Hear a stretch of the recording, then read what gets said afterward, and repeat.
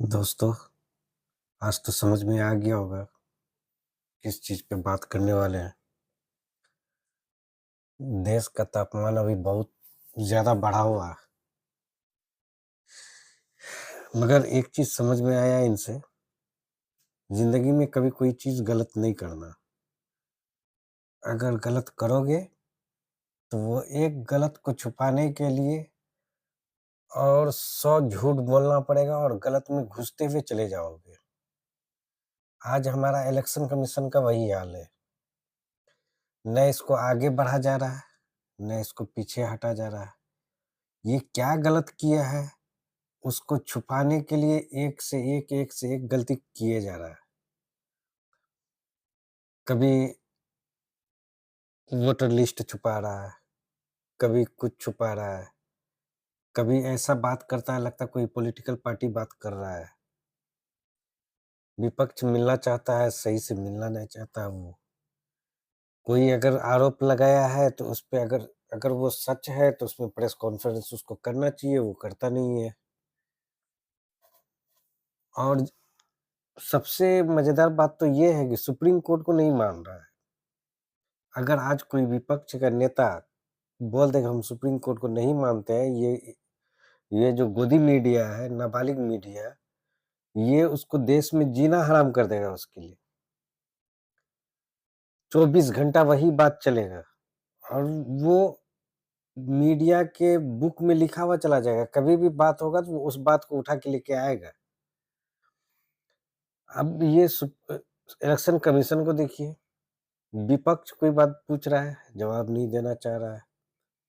देश का कोई नागरिक कुछ पूछ रहा है, जवाब नहीं देना चाह रहा है। दूसरे प्रदेश का सरकार कुछ पूछ रहा है, जवाब नहीं दे पा रहा है। सुप्रीम कोर्ट अगर कोई चीज़ पेपर उनसे माँग रहा है तो सुप्रीम कोर्ट को डायरेक्ट मना कर दे रहा है, हम नहीं देंगे। ये अपने आप को राजा समझ लिया है। बाकी सबको एकदम जंगली समझ लिया है, पूरे देश के पब्लिक को यही एक होशियार है। इससे ऊँचा कोई नहीं, ये सुप्रीम कोर्ट से भी ऊँचा है। ये किस गलतफ़हमी में जी रहा है? बगल पड़ोसी देश है बांग्लादेश, उसका इतिहास तो थोड़ा देख लेना चाहिए इनको।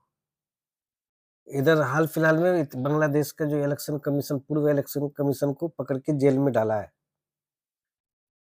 वो भी ऐसे ही हसीना को जिताता था। पब्लिक अगर कोई सवाल करे तो वो जवाब नहीं देना चाहता था।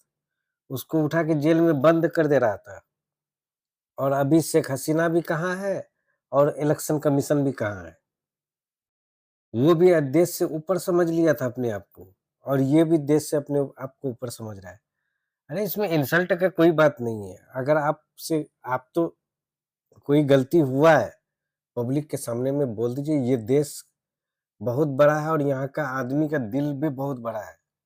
इसको माफ़ करने में समय नहीं लगता है। ये आपको उसी टाइम माफ़ कर देंगे और आप वादा कर लीजिए देश से फिर उसके बाद आप सही से सारा चीज़ सिस्टम में लाइएगा, ये देश आपको माफ़ कर देगा। इसीलिए इसको ख़त्म कीजिए। एक ऐसा ना हो कि इलेक्शन कमीशन से पब्लिक का विश्वास उड़ जाए। विश्वास बना के रखिए।